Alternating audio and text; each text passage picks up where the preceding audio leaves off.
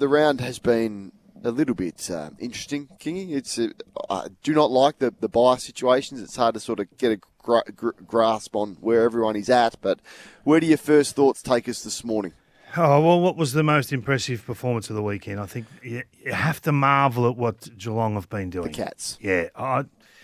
Everyone will say, but, who do they play? You've got to equate that to the competition they're up against. But they've moved themselves perfectly into second position on the AFL table. From here on in, they only play a couple of teams, two teams that are in the top 9 in the competition. They've got Brisbane this Friday night, who are just trying to gather themselves after losing a key position player. Then they go Richmond, GWS, St Kilda, North, Port, Essendon, Sydney, Richmond. They're not losing more than one of those. So they're a lock for top 2. This is a big move by the Cats. 5 of those games are at home, and there's a bye in there for good measure. So that they've got the bye in round 16, which is just going to come at the perfect time for them. So are they? I mean, we'll do our Fireball 5 a little bit later on, as we do each and every Monday. But are they the equal to Collingwood, or have they just jumped up in front of them? Well, I had them at 1 last week because I just feel like they've got so many weapons now. Dangerfield, what he's doing inside the forward 50 has to be. You have to really start to appreciate that he's just a different beast in there. 11 touches, 10 of those become scores, 5 of those become goals. I think that the number was something like over the last 5 years, there's only been one player, which is Lachie Neale, about 2 years ago, that's created more than 5 goal assists inside the forward 50. Danes has done a 5 previously himself in the grand final. But so that just shows that he's in full control of that forward 50. You've got Jeremy Cameron going crazy down there. They're a different beast when you've got Henry and Stewart behind the ball, and that's not even getting to the midfielders. Yep. 16 goals, 11, 107 points they kicked off turnovers. Now, Chris Scott spoke after the game about the midfield duo that everyone's talking about. He just looked like he played the same way that he did the last time he played. So, he and Holmes are a pretty potent combination at the moment. There you go. Who's their best player? Who's their best player, the Cats? I heard you speaking about this after the game, and I think I agree with you that Holmes offers more of a well-rounded game. I think he's probably a better ball user as well. I think his kicking is superior to Smith. So I think Max Holmes is now their best player. He had the highest rated game for the season. I think that snuck up on most people, like a 35 or something. It was a huge game. He just doesn't waste the ball, and he wins it back. So deep diving into the numbers, he's the number 1 midfielder in the competition at intercepting the ball from the opposition. Now that is an asset that we don't talk enough about. Two-way midfielders are gold. He's top 20 in the competition for score assists, and then he's number 1 at actually winning it back as a mid. So that's what a luxury that is, to have your best player engage when the opposition have the ball. Yep, and their forward 6 or 7 is as dangerous as you will see. Even players like Manor kicking 3, like he's just emerging as he's probably a top liner at any other team. We don't speak about him a whole lot because there's so many of them. Don't know how they continue to do this, Geelong. They are a freakish organisation. It was Chris Scott against Brad Scott, and the wheels sort of fell off at the Bombers. For the first time in a little while, Brad spoke after the game just about how strong the Cats were.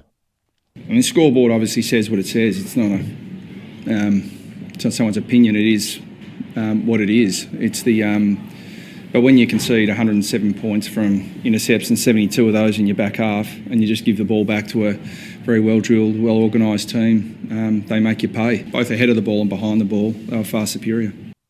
Far superior. I think it's nicely summed up. Are the Cats the new premiership favourites? Are you worried? 390 out of 11. You worried about your New Hawks? I think they've been outstanding. The New Hawks? I think Essendon have been outstanding. Outstanding. You weren't challenging me on that the last fortnight, the last 3 weeks. I'm just asking. You said they were the New Hawks. I did challenge you, and you said no. I'm not talking about today. I'm talking about down the track. Oh, I am. I'm talking 3 to 5 years. I think they could potentially win a final next year. Gee whiz. Okay. That's a deep prediction. 5 years. I said I think they can win a final next year. I think things are going to turn very quickly. They're in a good position. They're going about it the right way. They have their priorities in order. They have that much draft and salary capital. If they make the right decisions in the next 12 to 24 months, they're going to be in a really good position. They are. Okay, all right. We'll look forward to seeing that. You clearly disagree. Just say what you want to say. You think what you think they're completely off track, do you, Essendon? No, I don't have the faith that you have today in them. No, no, I don't. And I'm not judging them on the weekends before. I just don't see it. I don't see it defensively. And I think if you're going to win finals, you have to be good without the footy. And we have seen it, though. You're not going to be consistently for a young side when you're missing your 4 best defenders. And the injuries, they haven't had a ruck even when they've had them. Weeks. Even when they've had them. Yeah, I think that we have seen the shift. The game against Brisbane defensively, they were really strong at the Gabba. They've played some good footy. When you've got that many injuries with more debutants just every single week, it's going to be problems. You do that to the best teams. You got I get it. Let alone a young team. I get it. There was. You've been harsh. No. I'm just saying. I don't see it that they're winning a final next year. That's what I'm putting on the table.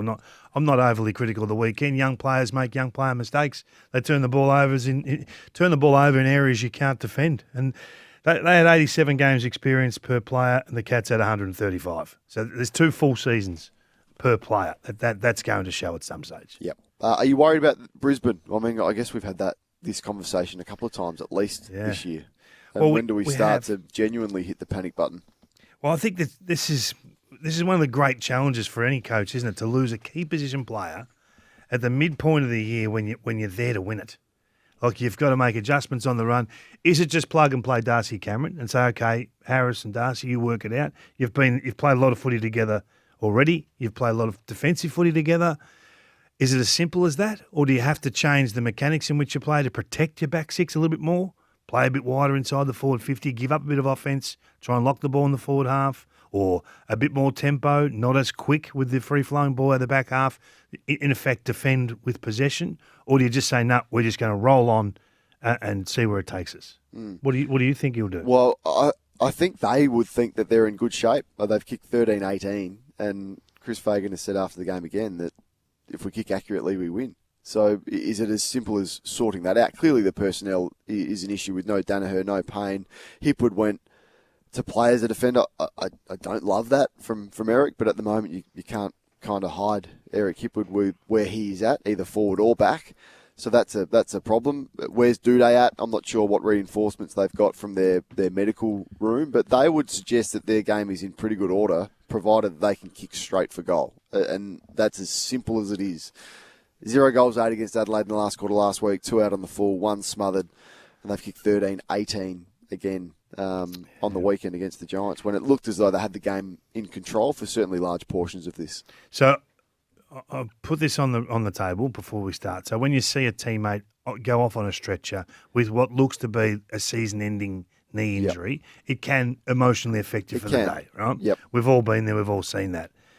But that aside, a pressure factor of 152, only 1 game worse in the last 10 years. Richmond versus St Kilda last year. So that's about, 2,000 games of footy, 1 game worse. And 28 tackles. 28 tackles. So that's nothing to do with goal kicking. It's nothing to do with anything but intent. And Brisbane only had 1 game worse than 28 tackles in their last 10 years. Yep. They're numbers they can't hide from. Bad numbers. They're bad numbers. So that the positive would be, are those issues fixable? And I would say yes. But time runs out, and time runs out quickly, and you want to be in the top 4, particularly when you're an interstate team. And if I think they can ramp up the pressure, I think they can ramp up the tackling, I think they can fix their goal-kicking issues, but it's a bit tiresome, the fact that we continually talk about Brisbane and whether it's time to hit the panic button. At some point, it is going to be time to hit it. Don't think that's yet, but it is not far away. Let's have a listen to Chris Fagan, the Premiership coach, just about how he saw their issues after the game. Kicking for goal accuracy is probably the one biggest thing in the last 2 weeks. You've got to say that. It was our bugbear last year at different times. If you create that many chances, you should win, I think. And it's not taking credit away from GWS. So they play in the run home. They play 6 teams that are in the top 9, which is the most of any of the contenders. They got a tough run. They're going to find it very difficult to hang on to this top 4 position, which doesn't mean they can't win it because they did it last year. But again, to back over your point, you feel like they were going a bit better in the back half last year than what they are now. Time to correct, but the key defensive post going down doesn't help. Great test this week. Geelong by Port Adelaide, Carlton, the Western Bulldogs, and Gold Coast. Then Collingwood after the bye. How many times have we heard that? That could have Was been that the weekend? any game over the last 3 years. I think that they have lost. That would have been a constant theme. 54 entries for 9 goals. Of course, that was the Melbourne coach Simon Goodwin speaking after they lost to Port Adelaide by 25 points. Their season is over. I think they're currently 15th on the ladder, Kingy, and we have seen this movie before from the Demons. Can you ask your friends now that you're swinging hands with ChatGPT? Can you ask him how many times Simon Goodwin has said those exact words in the last 60 games? I will do that. Because the Melbourne fans have had enough of hearing that, really. I think when you set the same guys in the midfield who come shoulders out, chest out, facing goal out of clearance and totally butcher the ball for the same player to do it time and time again, you have to step past those guys. Oliver, who cops all the feedback. Petrarca's just as bad. Yep. Viney's worse. So I think you're hardly shocked when you see that happen. So I don't understand why he's not looking at Langford in there, why Lindsay's not getting opportunity in there, Windsor going in there, because at least they've got some skill. You may win it less, but get more out of it.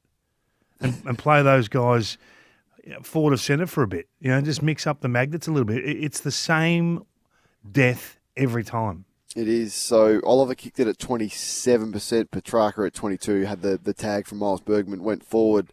After that, Viney played on Zach Butters with not a whole lot of success. He kicked it at 43% from his 7 kicks, but you can't play Oliver and Viney in the same team, really. Like, Oliver started forward, Viney had the job on Butters, but I'm just not sure you can feature those two players in the same midfield. To your point, that was the difference. I mean, I thought Port Adelaide moved the ball actually really well at times yesterday and was the difference in the game. Georgiades took 8 marks inside forward 50 on his own. Melbourne, we'll find out how many they took for the actual game. Did you see Dermot's vision at halftime yesterday? No, I was on the game. Okay, sorry. Well, you I don't know whether you showed this or not, but May was going to Horn Francis and Turner was going to Georgiades. Lever was in his normal role high up the field. It was a dog's breakfast behind the ball. Why wouldn't you have your best defender, who is your nominal fullback, who loves playing out of the goal square, who loves being the last man in the chain? Why wouldn't you have him on the greatest threat? It didn't make any sense, that matchup. They changed it halfway through the first quarter after Horn Francis had run riot on Stephen May, and they lost all of that. So the bigger discussion is, so personnel's one thing, but you've committed to these players long term. So it's not going to be solved. There isn't a market for Clayton Oliver now. I don't think there's a significant market for Petrarca. There's a in terms market. of what you would for Oliver. Yeah, I think there's a market You there think for there both. Yep. And sometimes you've just got to make change to create some movement at your footy club. If those guys aren't there, you won't play them, clearly. If they're there, they fall in love with them every 2 weeks, and back in the middle they go. Those magnets, it's almost like they're drawn back into the middle of the board. Well, Brad Green said on Preston Ferris night they will be starting centre bounce round 1. Yeah, just well, committed to that. What you get, right, your kicks inside 50. So this is their leadership core. So between Gawn, Petrarca, Oliver, Fritsch, Langdon and Chandler, who they consider one of their core leaders, they had 14 inside 50 kicks for 0 marks. They got nothing out of it. 1 goal from those 14 entries. They have become professional slaughtermen. Yeah. They've just got to try other talent there. Pickett's been a revelation going in there because he's such a stark contrast to what's in there at the moment. He might get less ball, but what he does with it's so creative. He was dangerous again yesterday, wasn't he? He was unbelievable. He was his first half. The second quarter, he spent 10 minutes on the bench, so clearly something was wrong with that glute. But 14 and 3 goals in the first half. He touched the footy twice after that. So 2 touches and a half of footy for Cozzy. So he caught one, didn't he? He caught one on the jaw. I wonder whether he's I'm just hoping that he's okay today in the washout. Yeah, there must be something wrong with him because he was dynamic. Port Adelaide's best players play well. When they play well, they're a hard team to beat. Rosie was terrific. Juan Francis, magnificent. Butters just worked his way into this game like you wouldn't see. That's the absolute prime example of what to do when you have the hard tag. And then Georgiades kicks a career high 7, kicked 7 goals, 4, and Radigalia took 7 intercept marks in the first half. So they would be feeling a bit better about themselves. That was now. It was the most obvious flaw that was going on in a game than you've ever seen. Just kicking the ball to Radigalia. Straight to him. There was no other way to analyse that game. But hey, guys, let's just see if we can avoid that guy. With our next couple of inside 50 entries. Geez, it was a poor performance. Pressure building, I would think, on the Melbourne Football Club, just because the issues are there and remain unsolved. All right, let's talk about North Melbourne and Fremantle. Alistair Clarkson spoke after the game, and it was a similar theme from Clarko. I think we're showing our supporters and those in the footy community that we're on the right path. We're disappointed that we didn't get the result today. I just thought the Fremantle side, to their credit, were just a little bit more polished forward at the footy than what we were. We had numerous opportunities, but we just couldn't capitalise on those opportunities as well as the Fremantle side did. Your thoughts, Kingy? Solid effort on the road, hard to win. Obviously, they sold the game over there, so they're on the road by choice. But look, I thought early Luke Davies-Uniacke was back to his best, and the club has been crying out for this guy to be the man. And I thought he was very good in the first 20 to 30 minutes of the game, and then went missing. Caleb Sarong's a player we just don't talk enough about. I can't remember us having a deep conversation about Caleb Sarong, but he just continues to be there when the game needs to be separated. You know, when crunch time arrives, who's it going to be? So of the top 20 rated midfielders, only 4 of them have a contested possession win percentage of more than 50%. So everything in a contest, if you like. Will Day, Isaac Heaney, Caleb Sarong, and Zach Butters. He's amongst the toughest guys in the comp, and we just need to start recognising what Caleb's doing. There's no doubt about that. And I said this last night. I hope that the younger North midfielders learnt from that, whether it's in real time and you're up against them and you notice it on game day, or if there's too much going on game day, on review you look back at what Sarong and Brayshaw were able to do, the 19 tackles between them, and it was sort of game-saving tackles. And then you flip that with some of the defensive lapses from McKercher and Sheasel, young players, you get it, but you hope they're learning from their opponents that they're coming up against. I do get a little bit, I mean, maybe we don't give Freo enough credit for their youth, Kingy, because if you look at and you line up these two teams on age and experience, Fremantle are much younger in this game. Yeah. I keep hearing brave effort, North, well done, like they're on the right track. I get it, and you look for positivity, and the second half of the year is going to be much better for North. Well, they're not as young as Freo. Yeah, the average game's 88 for Freo, average age 24, 10 months. North 25 and 2 months and 100 games experience. Like, this is very similar. In fact, Fremantle are quite a bit younger than North. 10 games? So, no, yeah, 12 games is a fair amount on average, and 6 or so months younger. Like, why are we not lauding them for how young because they are I think and their performance? Well, I think if you look at what they've done, they've bolstered their team with some experience. They've gone the other way. North haven't? No, North have. Oh, sorry. Yeah, North have to give these kids some support. So if you took Darling and Parker out, you know, those numbers drop. If you took Fife out, I mean, you have that both ways. Like, I just think that Fremantle are doing a pretty good job for how North Melbourne have done this by design. So I think to clip them for that would be not right. Parker was terrific on the weekend. So he was great. This is a clear direction to give these kids a chance. So, but I still think like Logue is not young, Larky is not young, LDU is not young, Simpkin is not young anymore. Like, these are players that are a core group coming through. So what do you want to do with them? What do you want to do with Larky and LDU? No, that's not the point. The point is, let's stop saying how brave North are for having a good effort in the last quarter when Fremantle are of a similar path that they're on. Like, I just think we give them too much credit for youth, North, and youth as an excuse for inconsistent performance. Of course they should be competing and winning these types of games up against like-minded teams, like for like. I don't know. It's just a bit of a frustration of mine. Yeah, I think you're looking for a reason to pot the Kangas again to Perth, to be honest. Well, But if you don't have Darling, Parker and Caleb Daniel in that lineup, you lose about 800 games, and there's what you're talking about. So does it really matter that the experience reads like that for this team? I think you look at the other end of the scale and you've got O'Sullivan's played about 10 games, Hardiman's played about 10 games, Hanson Jr.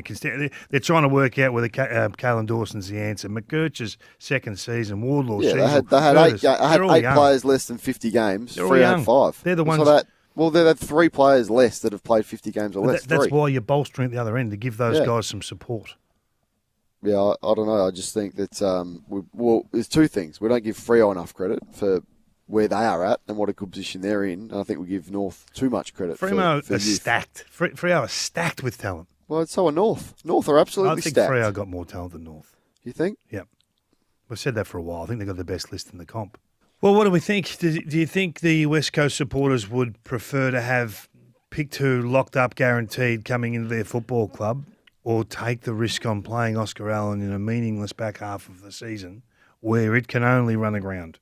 It can only impact your ability to get this deal done, which is absolutely 100% critical to their rebuild. They actually need Oscar Allen to go to Brisbane on a big deal.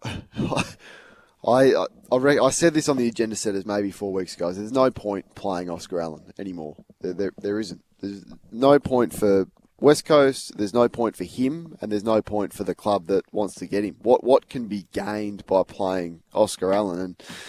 And you feel like you're justified in that opinion when he goes down off the ball. Now, it looked pretty serious. Well, I thought initially Achilles or knee because there was no one around him, and that's usually the case. But, yeah, you're right. With a few games left in the season, there's no point. Only damage can be done to his value and that of the club and the price that they will get for him. So I agree with you.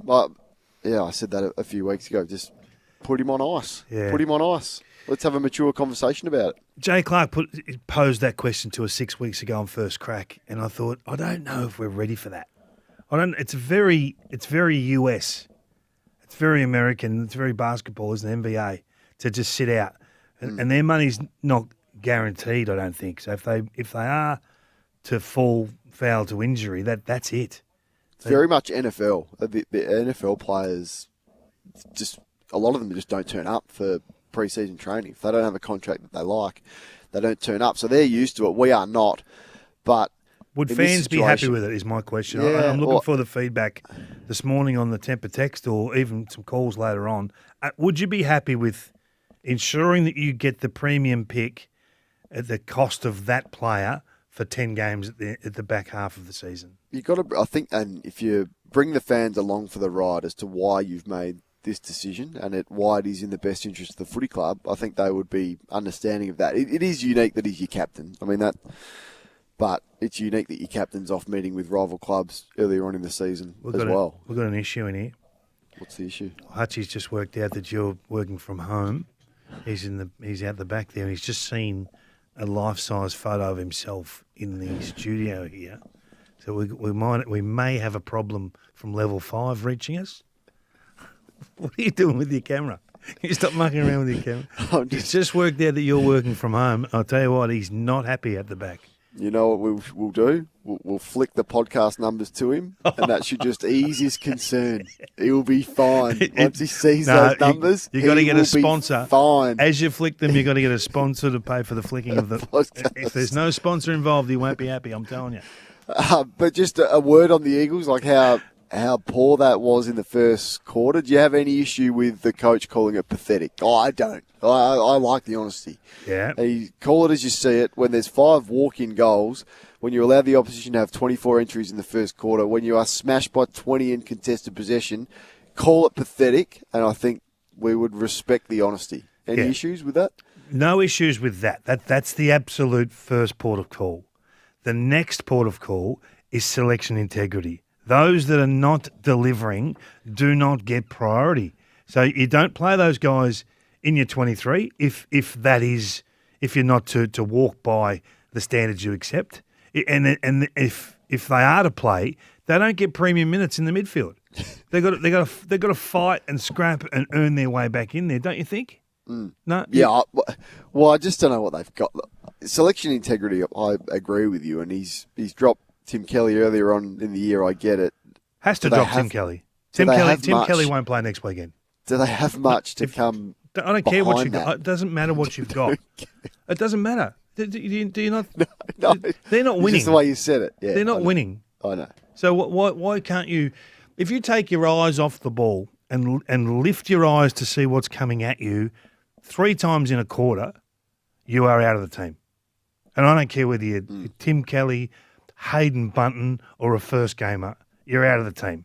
If he doesn't do this, then what is the point of standing at the front of the group and beating your chest and beating the table and saying, this is who we are and this is what we're going to be, when you see the complete opposite and accept it, you are wasting your time.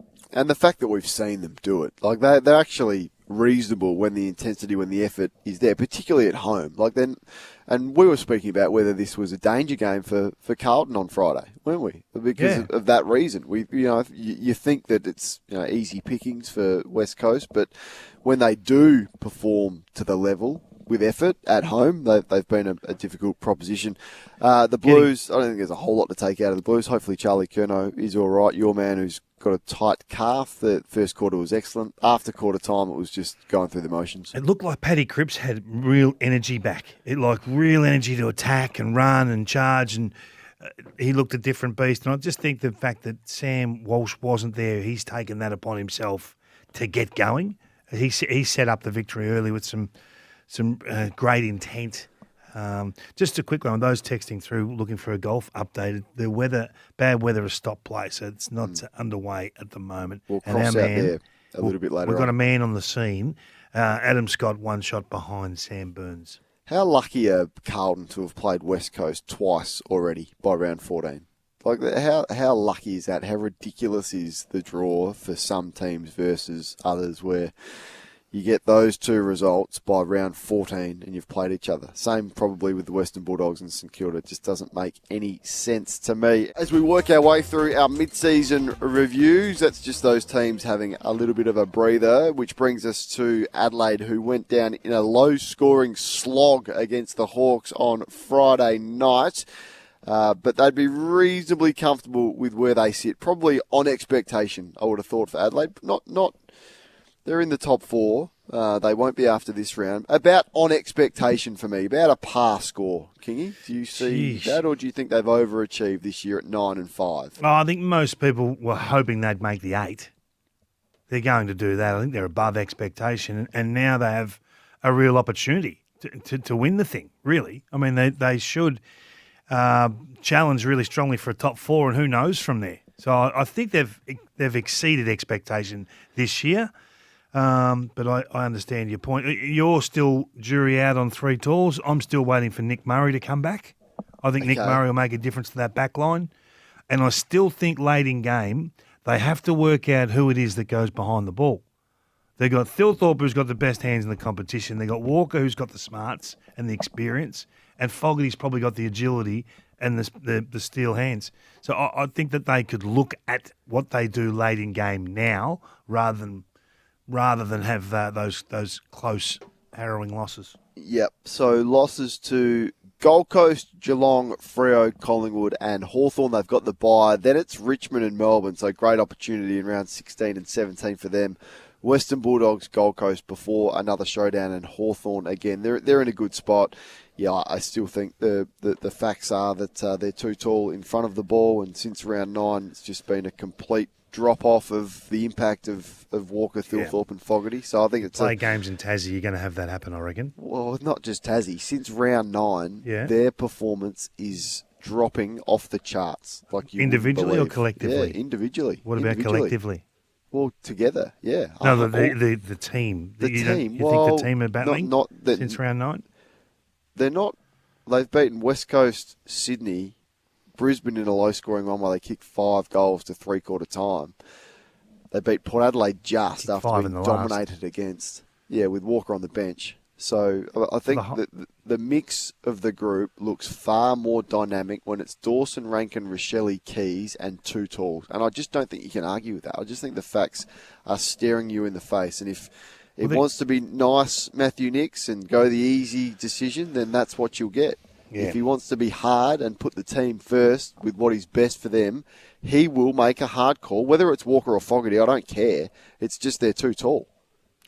Yeah, well, we have constantly disagreed on this. No, we have. Since round 9, they got a percentage of 141, which is only behind Geelong, and they've got the second best attack. I don't know how you argue it. I don't know how you can... Because they've beaten... It just distorted against teams that they've absolutely beaten up on when it comes to good teams. Now, do it against top 8 teams. Do it against the teams they'll be playing. Didn't they play Brisbane in last finals. week? Yeah, and they kicked 5 goals to three-quarter time. 5 goals. Night games with those and they conditions. kicked 5 in the last quarter with one of them on the bench. Yeah. Like, I just don't see how you're not seeing this. No, well... Well, the I other mob can't believe you're arguing with me. The other mob didn't kick a goal. So, I mean, if we want to go down that stupid path, we can, right? That is the dumbest conversation of all time. It's about the team, the collective scoring, right? And they have consistently done that this year. It has been their point of difference. They contested mark between the arcs better than any team in the competition by a long way because of Curtin, Thilthorpe, Walker and Fogarty. So you can't just say it's just the 30 metres close to goal. It's the full gamut. It's the whole ball movement and intercept marking game that these 3 tools allow. I will be shocked if all 3 of them are there for the first final. That's what I'll say. I'll be absolutely shocked. And I was shocked they didn't sub one of them out on the weekend. Well, that's the luxury you have. You can still go in with that and sub one out. That most teams do that. I'll do Hawthorn just quickly. The only real Hawthorn are where we thought they'd be. Probably gathering. The last couple of weeks have been really strong for them. Although they got ahead of themselves the first 10 weeks of the season, have had the powwow and have really straightened up. I think Mitch has done a good job to get them back on track. Big win on the weekend. Just two glaring issues. I think their D50 still needs to find itself, and they're still learning about each other. And what they do with Sicily is really the only points of discussion that Mitch has got an issue with. Will Day, is he coming back? Is he not coming back? Who knows? And what sort of levels can he get to? They're the only things that are really points of contention. A few little things. Just on the D50 stuff, if you could have a pick of 22 players who you would want on Isaac Rankin at a defensive 50 stoppage with the game on the line, Nick Watson, for me, is probably 18 of 22. I could find you 17 players I'd prefer on Rankin over Watson. Little things like that, and he makes you look silly. There's one they should have rushed where Ben Keys kicked a goal from the goal square. Get the ball over the line, do the simple things well. So I think they need to tidy up on a few of those things. Melbourne, well, season over. We know where their issue's at. We've discussed that at length, and the pressure is building, not only personnel, but certainly for the coaching situation to be able to solve that problem. Need fresh intel. Yeah, they keep seeing the game the same way, and it's not changing. They need some fresh intel there.